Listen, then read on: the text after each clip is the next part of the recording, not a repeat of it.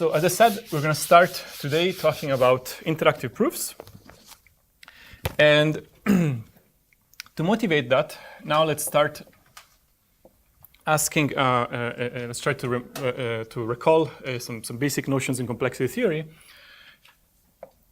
And let's ask a question. What is the computer science formalization of a proof? Okay, so in computer science, we have a very precise notion that we think of when we think of a proof. What is that? I'm thinking in complexity theoretic terms. And when we think about complexity theory, what's the class in complexity theory that represents proofs? Yeah. NP. Excellent, NP. So NP is the notion that is a class of problems, and specifically, let's just say it, all languages that can be decided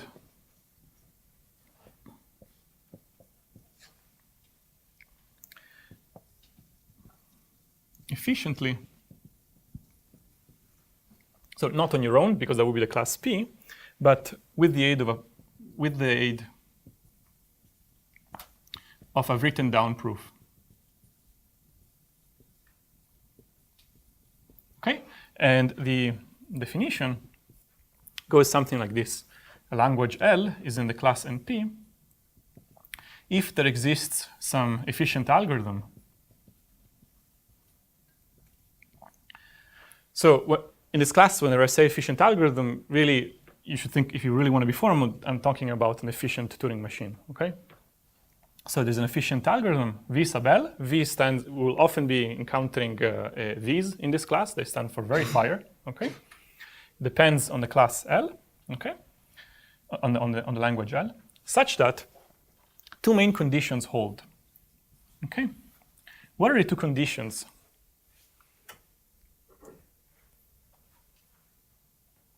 Yeah. It tells you that every true statement in the language, or every statement in the language is true. Yeah, but how does the proof come in the definition?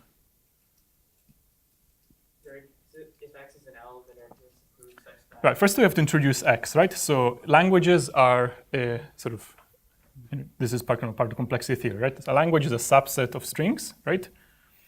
So we're considering for every string that is in the language, then it is the case that there is a proof that will make the verifier say yes, okay? So X being in a language means that the statement is true. For every X that is not in the language, then what quantifier should I put here? Which proofs should I consider? All proofs, right? I want to say that no matter what proof you consider, the verifier will say, nope, okay? I'm not convinced that X is true, right? So these two properties that we'll be seeing over and over have names. This is called completeness. This one is called soundness, okay? And they respectively denote the ability to convince the verifier of true statements and of the verifier not being fooled on false statements, okay? Now, I want to be a little bit more precise here. When I say efficient in what? What is the running time of V?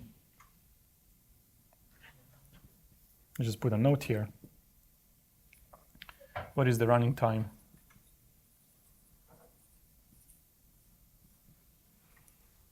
Yeah.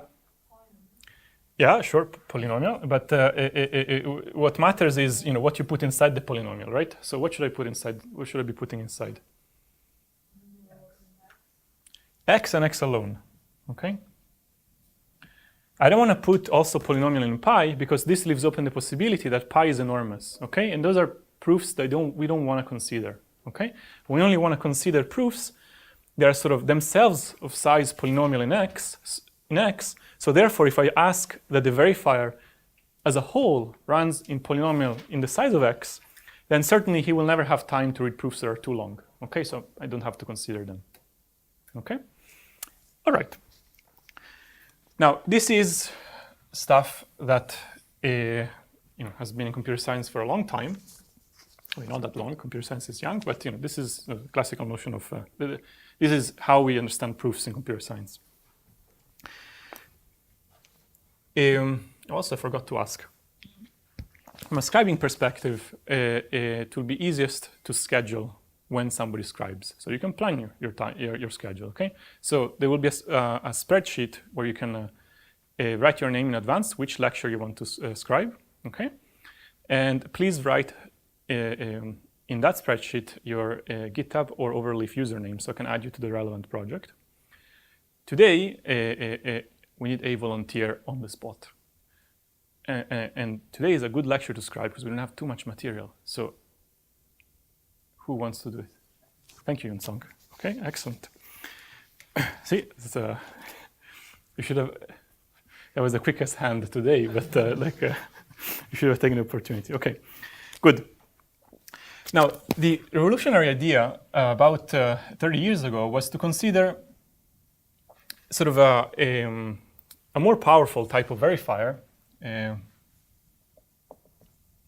to sort of consider the verifier that is not just reading a proof, but is doing more. Okay, somehow you give it more abilities in the hopes that if we have a sort of richer class of verifiers, then we can consider richer kinds of proofs. Okay, and the idea was to consider verifiers that.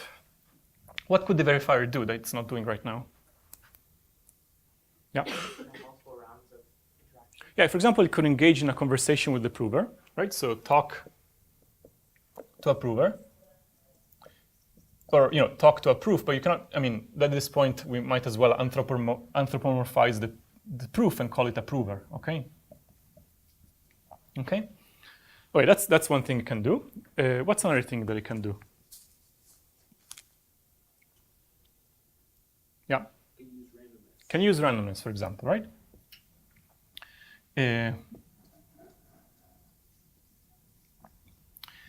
And interaction and randomness, we know are resources that are helpful, right? There are plenty of settings in computer science where if you allow yourself to use resources of this sort, you may solve problems easier, right? So, for example, when you use randomness, there are problems like, for example, checking that a problem is identically zero. The famous problem of polynomial identity testing becomes trivial if you have randomness, and it's a major headache and one of the sort of biggest open problems in theoretical computer science, whether it can be done without randomness. Okay, and interaction. We'll see an example today of how it helps. Okay, so the moment you kind of it almost looks silly here, this sort of revolutionary idea, do the obvious thing, right?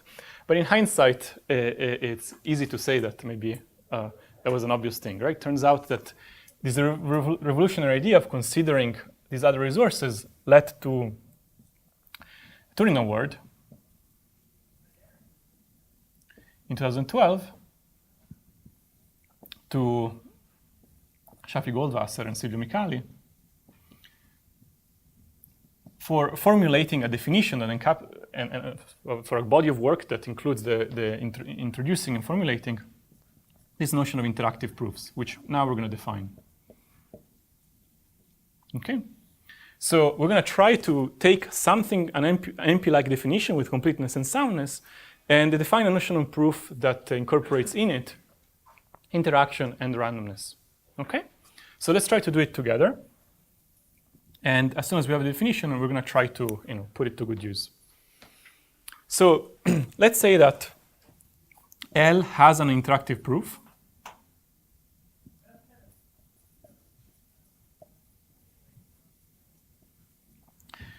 If what? Let's try to kind of. By the way, today I'm going reasonably slow because I'm going to try to exercise the definitions. At some point, we're going to be picking up a bit more speed. Okay. Let's try to build a definition together. Before we said L has a sort of traditional mathematical proof if there exists efficient verifier algorithm. Okay. Now, presumably, there's going to have to be also verifier algorithm still here, right? So except that now, this guy has, is able to speak and interact and also have some randomness, okay? So let's look at the first property. For every x in L, what do we want to say that it exists in completeness? What kind of object should I bring to the table as a proof? So before, from a syntactical perspective, I brought a string, right? A binary string. Now what should I put here as an object? Oh, wait, somebody that a verifier can talk to. From a formal perspective, this can be defined. It's called an interactive Turing machine. Okay, if you're interested to look up the exact definition of an interactive Turing machine, you can just open up a complexity or computability book and you can read it up. We can just think about it as an interactive algorithm or just some protocol, for example. Okay, so we can call it a protocol. P. This is to distinguish it from an algorithm that just has an input-output relation. Of course, protocols you can think about them as collections of algorithms, right? Or a single algorithm that produces the next message, right? Right now, I'm gonna emphasize that it's a protocol, okay? P. Such that what? Okay, so before we said VL accepts the string directly, on its input tape. Now it has to talk to the protocol. VL itself is now the protocol. So if there exists a protocol, VL, right? And now we need some notation to denote the fact that P and VL are chatting, right? And typically one uses this notation, these angle brackets, that says that P and VL are going to talk with a common input X. So both of them receive on an input tape the instance at hand, okay? And they're going to talk. At the end of the interaction, the verifier is going to output his decision, like it was before, okay? However, now we have randomness, right? So this we can treat as a binary random variable, right? That has a certain distribution, right? This is the distribution of the bit that is output at the end of the interaction by the verifier, right? So this is a random variable. Do we agree? Okay. Now, we want to say something about this random variable. What would we like to say? Yeah? Probably that it's 1 is high. Yeah, we want to say that the probability that it's 1 is high. And we need to agree on what high means, okay? And for now, just to feel good about it, I'm just going to say equals 1, okay? Later, we might put in some exercises or maybe I'll just some references. It turns out it actually doesn't matter too much what we put as high there. But for now, just to feel good about ourselves, let's put a 1 there, okay? Meaning that it always makes the verifier accept, okay? Regardless of the random coins of the verifier. Now, okay, let's look in the other case. For every x that is not in L, now before I was considering all potentially misleading proofs, right? So here, what do I want to consider?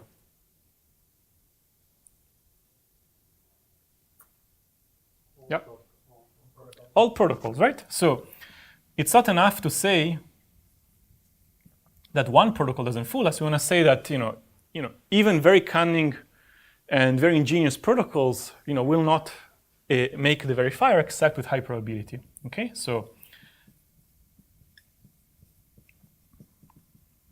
okay.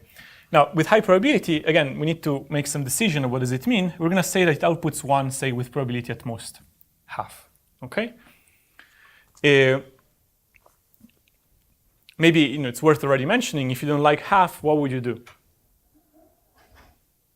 Like half is not a very sort of great guarantee, right? So somebody says, oh, some bad event doesn't have a high probability. Well, how much? Half. Well, So what would you do? Yes. Yeah, you repeat it multiple times. This is something, by the way, that has to be proved. Okay, this is called sequential repetition of interactive proofs. Okay, and the statement that you would have to prove to yourself, maybe it's a good exercise, is to establish that as you sequentially repeat such an interactive proof, this so-called soundness error, right? Because this is an error in the property of soundness, tanks. Okay, at a speed that is exponential in number of times you repeat the protocol. Okay. So for now, let's just leave it at a half. Okay. So, okay, we went very slowly through this. I want to say that there is something that we didn't really, there's a tiny bug here in this definition that we didn't highlight. Is VL just a protocol? Or I have to be a little bit more precise here, right? What kind of protocol is VL? The verifier. Efficient, right? So it's important that the verification procedure is efficient, the same way it was here, because that's kind of the algorithm we're actually running. Now, just like before, efficient means polynomial in the input x, okay? In particular, the prover is not allowed to send messages that are gigantic, or I mean, he can, but by the time he has sent the message, the verifier has died of old age, right? So, like, there is no point to send big messages. It can only send, sort of communication complexity is bounded by poly x. Now, we should also talk about what is the power of the prover here in a completeness and a soundness case. How this protocol here, what are the resources that it would take to run it? Here I haven't said anything. Should I be saying anything?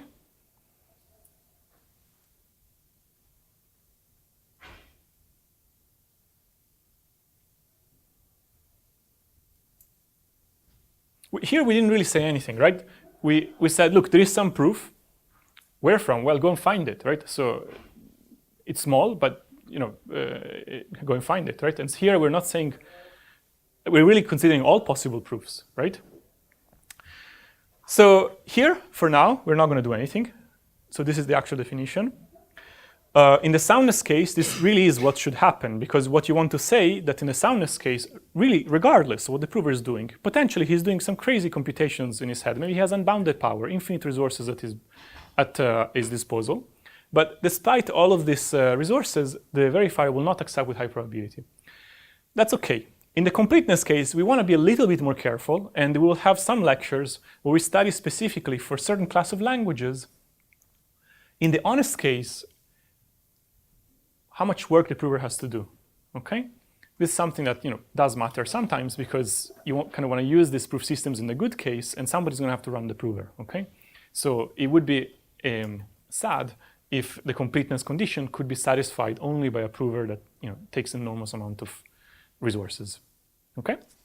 Okay, but otherwise, I think this is a definition, and we can define the complexity class IP to be all languages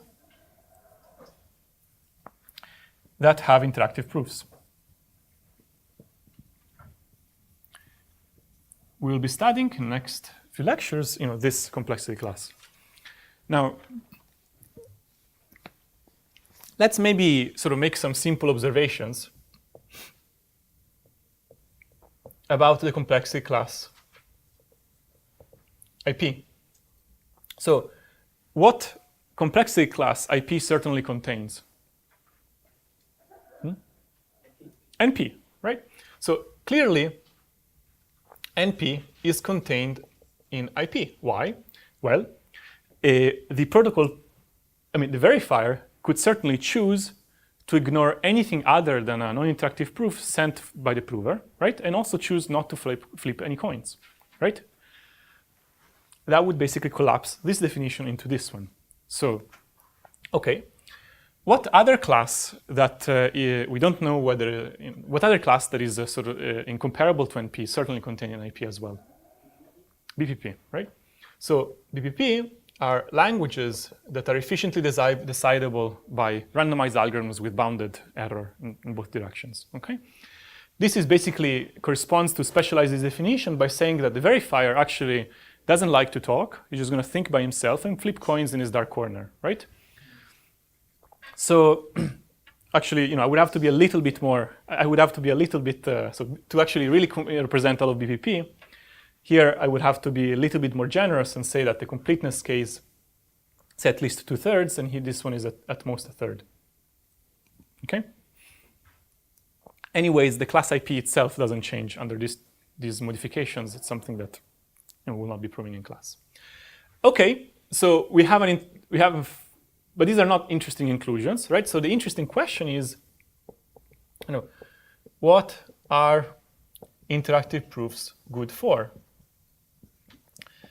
are there theorems or languages that are not already in classes that we understand and so we can sort of deal with in a sort of, we can deal with either ourselves or with the help of a non-interactive prover, right?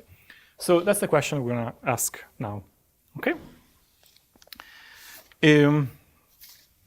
All right, so let's do that. Questions so far? Just introduce definitions, okay? Okay, so now we're gonna look at, I think, probably one of the earliest results about interactive proofs that demonstrates that there is an interesting class, a language of interest that we don't know how to place in either NP or BPP, but for which we can easily construct an interactive proof, okay? This class, this language, has to do with a problem called graph isomorphism. Graph isomorphism. Okay, so let's first define the problem. Okay, let G and H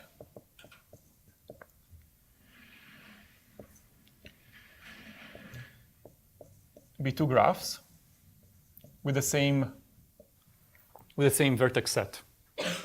Okay, we're going to define G to be congruent or isomorphic to H,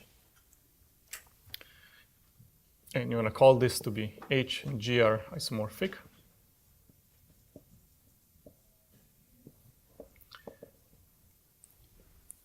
If there is a permutation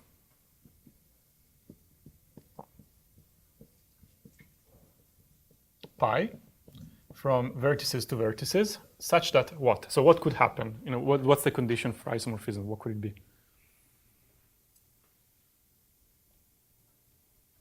Yeah? Applying a permutation to G gives you H. Yeah, okay, but I still want to say something mathematical, right? So we can say, for instance, an edge in G, or rather a pair of vertices is in the edge set of G, if and only if once you apply the permutation to it, you get a pair of vertices that is in the edge set of H. Okay? And then in this case, we can write that H equals pi of G. Okay? So this is just scrambling the adjacency matrix of the graph. Okay? So, I mean, I could put down some pictures of graphs that are isomorphic, but I think it's clear. Is it clear? Or do you want me to draw graphs? Oh, okay. All right. So there's a language called the GI language for graph isomorphism that consists of pairs of graphs G and H that are isomorphic. This is it's a problem of great interest to both mathematicians and computer scientists because it has the it sits in a very interesting place in the complexity landscape in that first, it's pretty easy to see that GI is in what class? NP, right? Why? Because if you give me a candidate isomorphism, I can easily check it, right? And if there is no isomorphism, then I will never be convinced of that, okay? Okay, so GI is in NP, but GI is also not known to be in P. And also there is complexity theoretic evidence that it's not NP complete either, okay? In particular, if GI were to be NP complete, something called the polynomial hierarchy collapses and bad things happen. Now, by analogy, we can actually think about G and I, which is a kind of the complement language, which consists of pairs of graphs that are not isomorphic. Okay? And because graph isomorphism is in NP, kind of by symmetry, G and I is in co-NP. Right? And also, GI is not known to be in P. G and I would also be, because if it were, then P is closed under a sort of a complement, right? And then we would learn that as well. So GNI is not known to be P. All right. Now, all right. Now, what's quite uncomfortable about GNI is that we don't have a good way to demonstrate that two graphs are not isomorphic, right? Because if they are, then I can produce a proof, right? If they aren't, kind of, how do I convince you of that, right? It's in CoNP, right? I can't just iterate over all isomorphisms. That would take a long time. All right. What we're going to see now, it's a simple theorem. I think this is due to maybe GM W85. Anyways, the paper that introduced interactive proofs, which is linked from the, which will be linked from the website, also produced a beautiful and simple interactive proof that shows that the graph non-isomorphism problem actually is in IP. Okay, and if you think about it, it is like really cool. Okay. Without interactive proofs, there's just no way to convince somebody else that two graphs are not isomorphic. Okay? Now, saying that GNI is in IP suddenly means that we have some notion of proof to convey such a fact. Yeah, it's not the classical one. It involves interaction and randomness, but it still conveys truth in the sense that if you're trying to lie, you will get caught. Okay? So this is rather incredible. But up to a certain point, because now we're going to prove it, and it's actually going to have a simple proof, right? So then the incredulity disappears, and then becomes just cool, right? So let's maybe do it here. Right.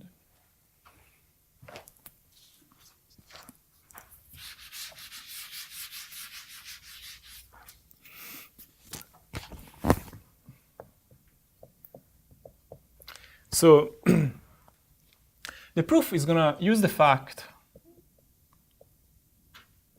that the relation isomorphism is an equivalence class.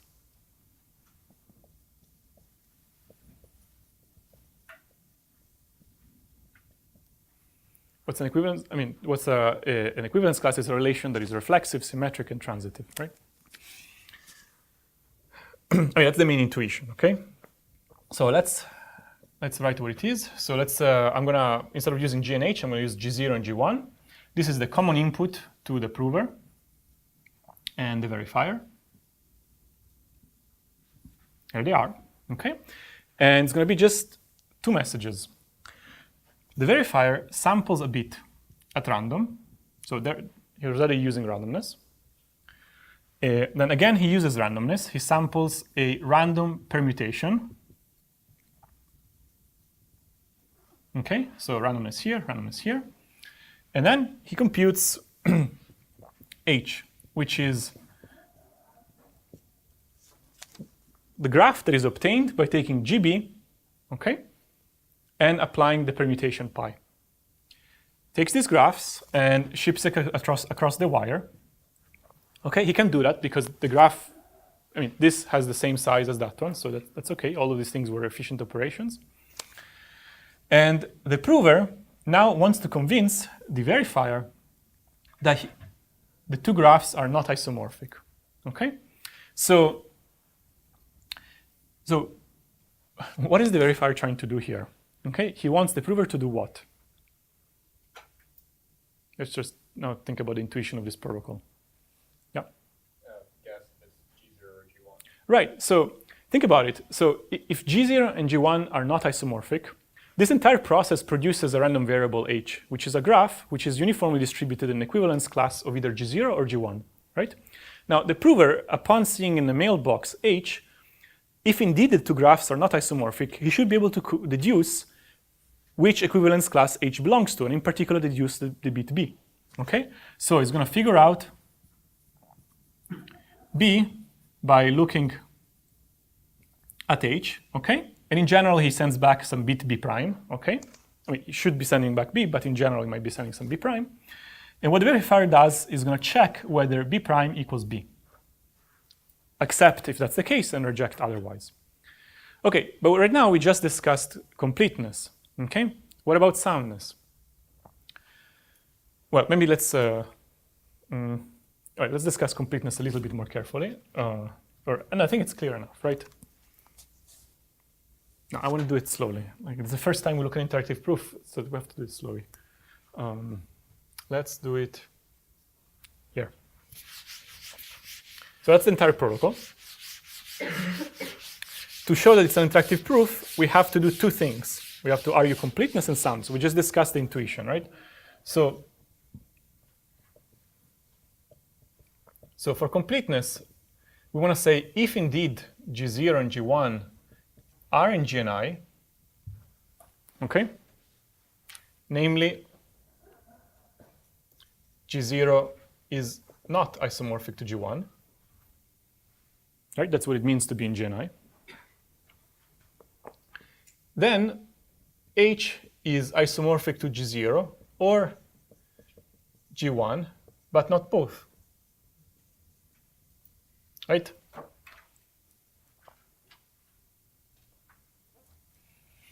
Or rather, let me try to write it better. Then H is isomorphic to GB, but not to GB bar, right? Therefore, the prover can deduce B. By the way, how does the prover actually deduce B?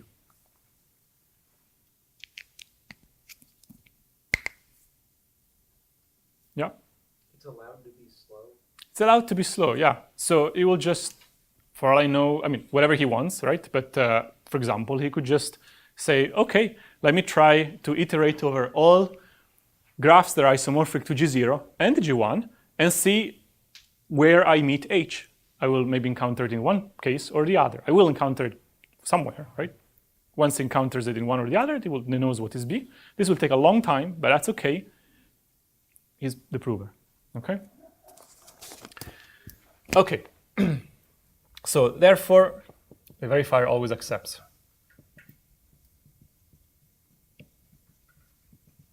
Now for soundness, now we're in the other case. We're saying that if G0, G1 are not in GNI, namely they are isomorphic,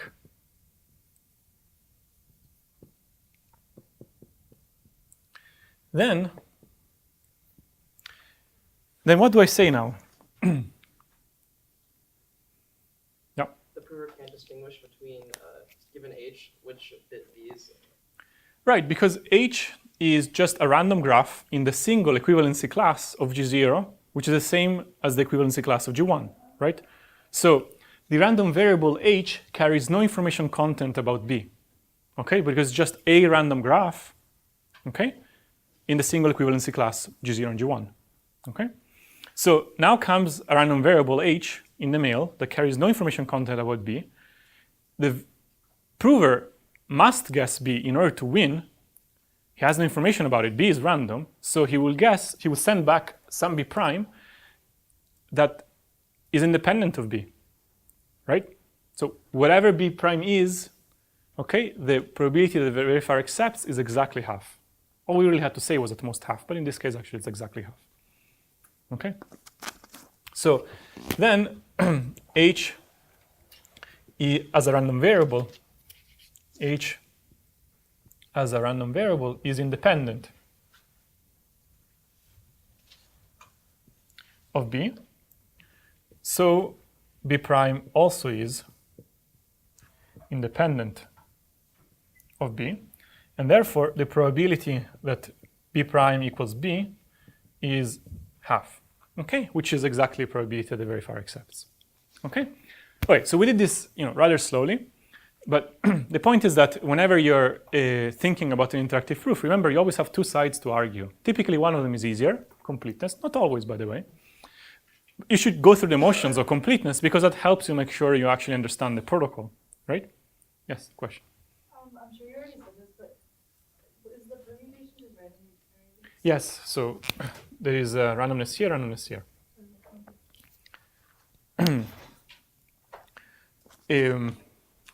And then after arguing completeness, which kind of makes sure that you understand the protocol, you can argue soundness, okay? And remember that you should argue soundness against all provers, okay? Now, in protocols that have only 2 messages, that's easier because this kind of the prover only speaks once, right? But when you have multiple rounds, as we'll see maybe next time also, you actually have to consider many prover strategies. And so you have to structure your argument in a way that first you don't go crazy and second it's correct, right? Because a prover could be doing sort of nasty things across multiple rounds in potentially complex ways, right? And you have to be able to show that none of those things sort of defeat the verifier.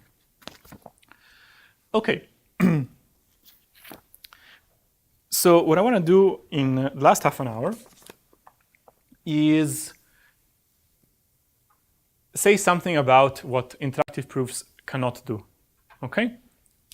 So right now we just said something that they can do. So actually right now the conclusion that we have is, that we have learned so far is that in P, BPP,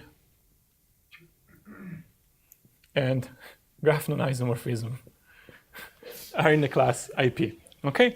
But so this is kind of saying they are at least somewhat interesting, okay? Next time, we'll need an entire lecture to argue that they are actually quite interesting by showing some very interesting classes that we can place in interactive proofs. But what I want to briefly spend some time right now is actually point out that they cannot prove everything, every language you can think about. There is a specific class that we're going to show poses an upper bound on interactive proofs. Okay, we're going to sort of briefly prove that right now. Okay. Okay, so we try a little bit of both. That's also something that it's a classic. So it's a typical formula to do when you study a new complexity class. You try to understand what it can and what it cannot do, right? To kind of calibrate you and try to also make you understand the class better. So now I want to talk about an upper bound on IP. Okay. So maybe let's start from here.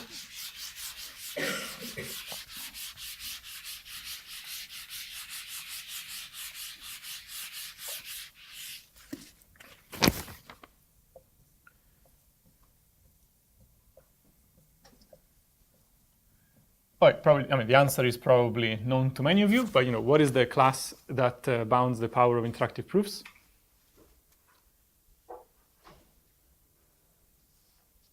Yeah. PSPACE. It should not be obvious a priori. It's something that needs to be proved. Now we'll prove it. Okay. So this guess, might take some time to come up with. Okay. But so we're gonna sketch a proof that interactive proofs are no more powerful than PSPACE. Again, brief word about what is PSPACE. This is part of complexity theoretic background, but just to remind you, this is the class of languages that are decidable by a Turing machine in polynomial space, PSPACE. Okay. If you don't like Turing machines, then an algorithm in polynomial space. Okay. This algorithm uses a polynomial space, but may take exponential time. That's what makes it different from just P. Right. P says polynomial time, and in particular, of course, polynomial space. Here we are only restricting the space. Okay? All right, so if this is what we want to prove, then we have to put every single language in this class into that class. So we have to do a set inclusion, right? So let L be a language in IP. So it has an interactive proof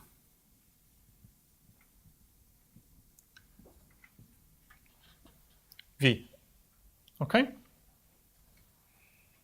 I don't know, kind of awkward to write it like interactive proof verifier VL. Okay? Now, at high level, what is going to be our strategy? Or maybe what is a bad strategy to show that intuitively, what it is that I want to do, right? So I have to distinguish these two cases, right? So maybe let me define first kind of the probability that matters. So fix an instance X, okay? And define, let's make this probability Qx to be the maximum acceptance probability of VL according to the maximum acceptance probability, right? So this is a number between 0 and 1. I can define it, right? Just says on input X, there is some best strategy that convinces the verifier, right? And we know that if X is in L, then Qx equals 1. And if X is not in L, then Qx is at most a half, right? This is just rewriting this definition, okay? Now, intuitively, what we need to do is we need to basically compute this quantity in polynomial space. Once we have computed it, we can decide X, whether it's in the language or outside of the language, right? This would establish that L is in PSPACE, right? So if I can compute Qx in PSPACE, in polyspace, then L will be in PSPACE, right? Because X was arbitrary. Is it clear, kind of? All right. So, okay, so that's the expression. So what is the naive strategy to compute this expression? Should I iterate over all provers? I have exponential time in principle. Is that something that I can do?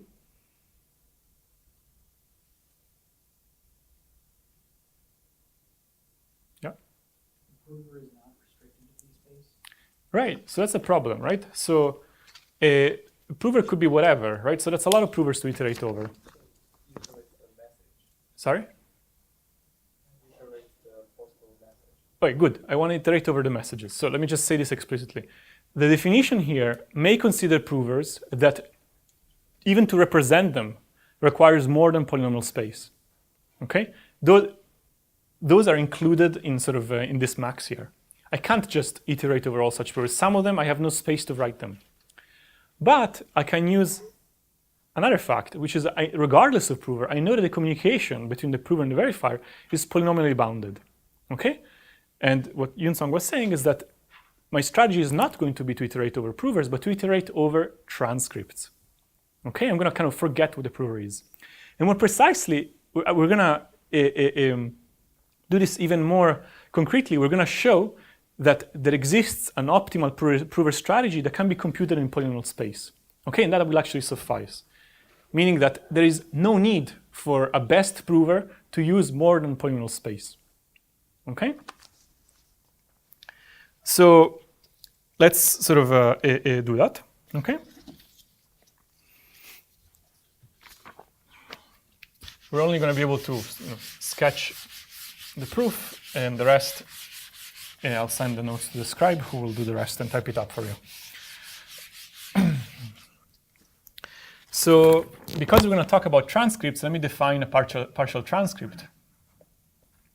A partial transcript is something that looks like TR for transcript, and it's a tuple of messages. Okay, so let me maybe call them P1, V1, P2, V2, up to PI, VI. By this I mean that the prover sent this message, the verifier sent this message, then the prover sent this message, then the verifier, and so on. By the way, there's a question of who moves first, whether it's the prover or the verifier who moves first. In this proof, it's just easy to think of the prover as moving first, but for the definition, it doesn't matter because you can pad either direction with empty messages. So a partial transcript looks like this, and we're going to define P star X TR to be the function that outputs Pi plus 1 star that maximizes the probability that VL outputs 1 conditioned on TR. Okay, so P star takes in two inputs, the instance and a partial transcript. The job of P star is to make the next move for the prover. Okay, and this move has to be optimal. What does optimal mean? It means that if you look at all continuations, okay, then it is the best move given what has happened so far. It maximizes the winning probability of the prover. Okay, so I have just defined an optimal strategy. Okay, because you can invoke this next message function at every round, and your play will be optimal. Okay, so this is the definition of an optimal prover. Okay, now I want to do a simple claim first that if P star is in P space, by the way, this is syntactic sugar. I don't literally mean it's in P space. I mean that because I can only put languages in P space. I'm saying that if the function P star can be computed using a polyspace algorithm, okay, then Qx is also in P space. Again, this is syntactic sugar. I don't mean any language. I just mean that I can compute the quantity Q of x in time that is polynomial in the size of x. Okay? Right now, I just want to briefly argue that it suffices for me to show that the optimal prover strategy can be computed in polynomial space. Okay? Are we together? Okay. All right, this proof is not the most exciting one, but I think the reason why I decided to actually include it in the first lecture, actually two years ago, I started with a very different lecture. I defined interactive proofs, and I started with the next lecture. And I think that was like too big of a jump. So I think this lecture, what I'm trying is to sort of let the notion of interactive proofs settle in a bit more before we get into more complex material. And in particular, I think that the upper bound is instructive in that it sort of teaches you something about sort of reasoning about interactive proofs. It's not about reasoning provers, but about transcripts. Okay. All right. So now I want to say that if I know that P star is in P space, then I definitely know that Qx is in P space, which says that L is in P space. Okay. And then we're left with the job of making sure that the optimal prover strategy can be computed in polyspace. Okay. So any suggestions of how I can show this implication?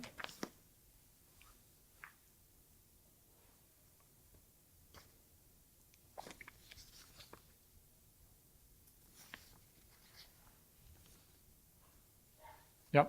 Iterate over all messages and then all random strings.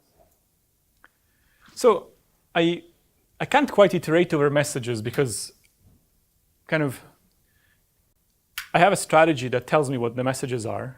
That kind of was the point, right? Oh, right. And then the verifier's messages are determined by the things that happened so far and its own randomness. So really the only thing that I can iterate over is randomness.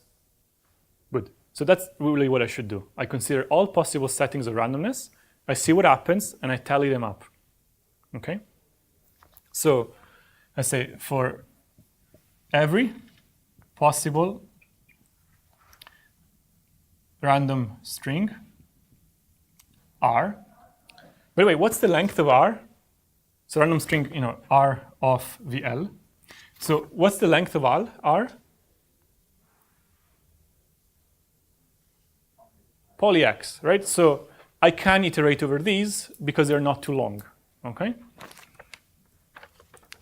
I'm going to compute the bit B, which is actually a function of X and R, which is what the verifier says when I have input X, randomness R, and a very specific set of messages sent by the prover that are computed as follows. Let's say L is the number of rounds. By the way, how many rounds are there? Also poly X, right? So I'm going to compute this bit that is whatever the verifier says after in a conversation in which the verifier sent these messages. Which messages? Well, I have to say how they're computed, where P1 star is just P star on input X and nothing, right? Because when the prover moves first, there is a first best move, and there is no transcript to condition on so far, right? Okay, after that, V1 is determined, okay? It's just V, X, R, P1 star, right? Just, there's only one verifier, right? And all his actions are determined by the randomness and whatever has happened so far. There's nothing else, right? then P2 star is just P star given X, and then now there is a partial transcript, which is P1 star and V1, right? V2, then there is V2, which is X, R, P1 star, and P2 star. Okay, and I continue in this way. Right, so all I'm saying is that I fix the randomness for the verifier, and I let the verifier interact with the optimal strategy. That will lead to a specific outcome, B. Now, I can compute, so I compute all of these things. There's many of them. I can't really keep them around, so I tally them up as I go, right? So I have a running sum to compute Qx. And what is Qx? What's the expression of Qx in terms of the B's?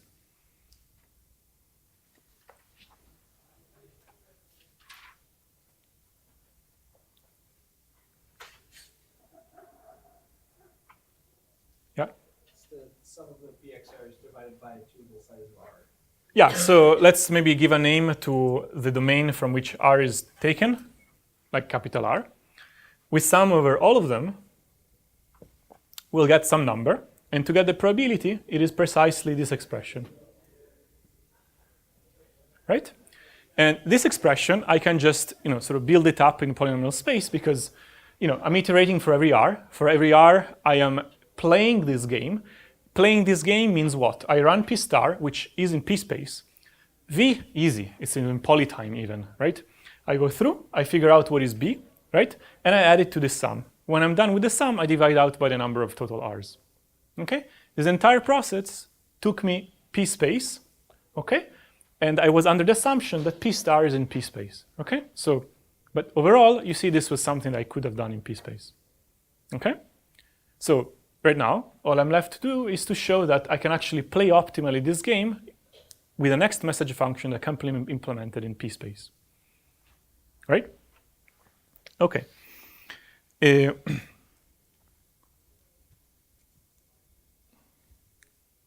Yeah, we have plenty of time. All right, so let's do that. Maybe we even finish the proof. So that's the only thing that we're left to do. Let's do it here.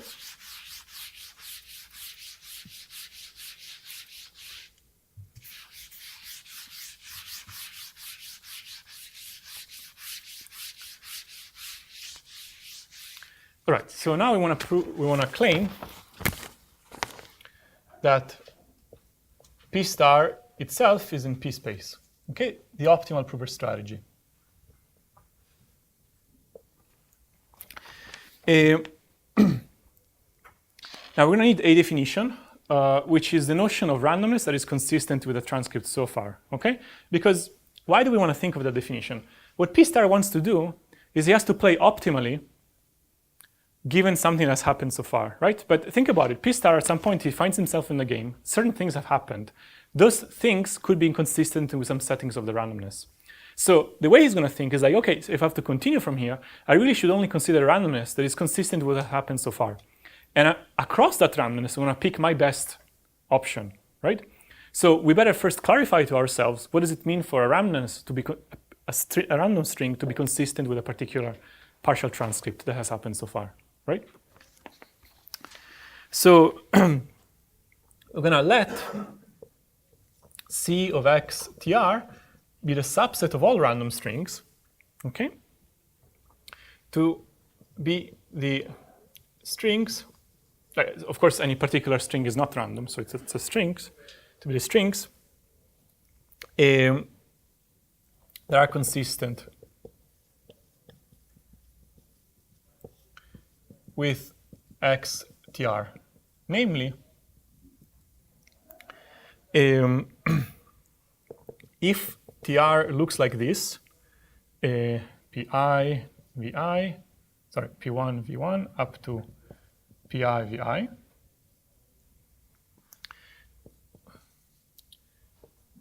then we say that v1, so okay, I've picked an r, okay, and I say r is consistent with xtr, okay, if when I look at tr and I find these messages inside, then the messages vi are computed as follows.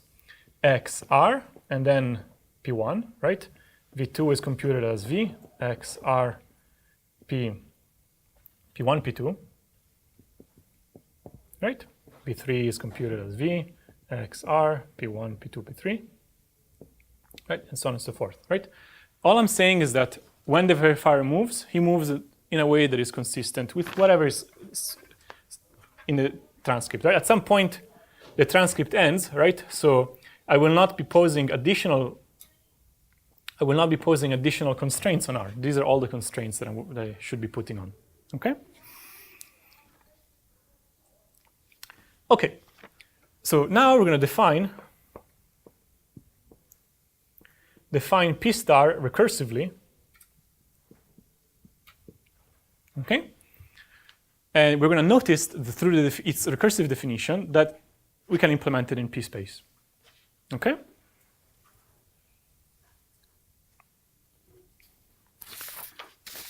All right, let's maybe look at the base case first. So this is P star of X, and what kind of transcript? What's the base case?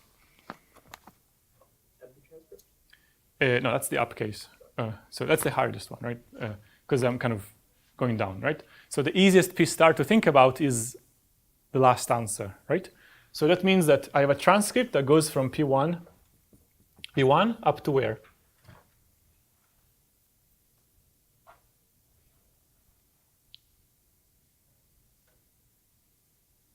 So if L is the number of rounds, what should I put here? L minus 1, right? So PL minus 1 and VL minus 1. And now P star is on the hook for producing PL star, okay? For whatever transcript is there, okay? So, okay. So how is he going to pick it?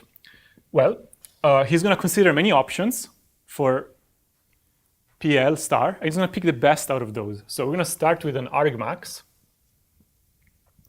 over PL of stuff. So what are we going to put here? What is he maximizing?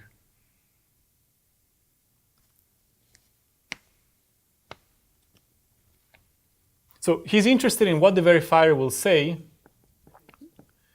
on X, which R. So I have to consider which R, right? Am I iterating over R's? Which R's should I consider? Yeah?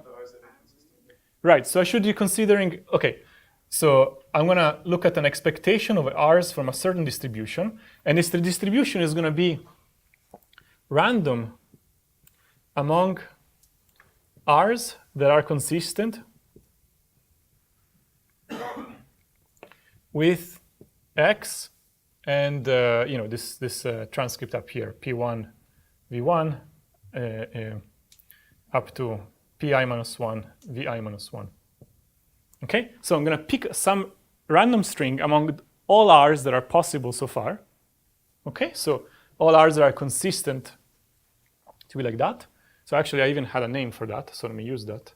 R is from X TR, okay, if this thing is TR.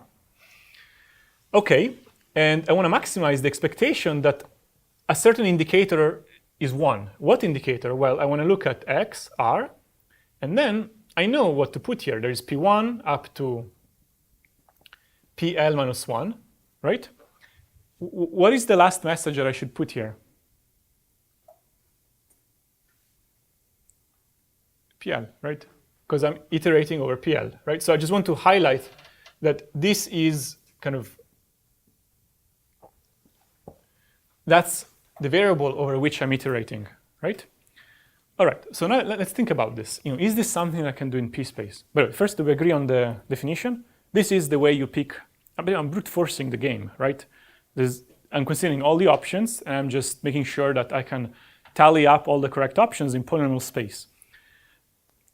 It feels intuitively correct, but sort of going through the motions of actually demonstrating that requires actually understanding like the definition and sort of orchestrating the various notions, okay? So I'm picking my best choice in the last round. It doesn't matter what happened so far. Maybe I was stupid all along. It's okay. all I want to do is to pick the last one as best as you can, okay? So among all the randomness that could still be possible, right? Just look at whatever option maximizes your probability that the thing is 1, right? This is an indicator variable, so expectation and probability are the same thing, right? And okay, so this is definition, definitely correct. Now let's see if we can do it in polynomial space. Okay, I could count things, the number of times that this guy is 1, right? For each PL, right? And each time I consider a new PL, I could see, oh, new PL, are you better than the previous one? If so, then I sort of update my best PL so far, right? And I continue. At some point, I'll be done with the PLs, and I will have with me, the best PL, okay? Now, this kind of rewriting all the time is important because we only have polynomial space, right? So we clearly have the time to iterate over many things, but we can't keep track of a large state. That's p-space, okay? So thinking about these iterations and making sure your state doesn't explode is important, okay?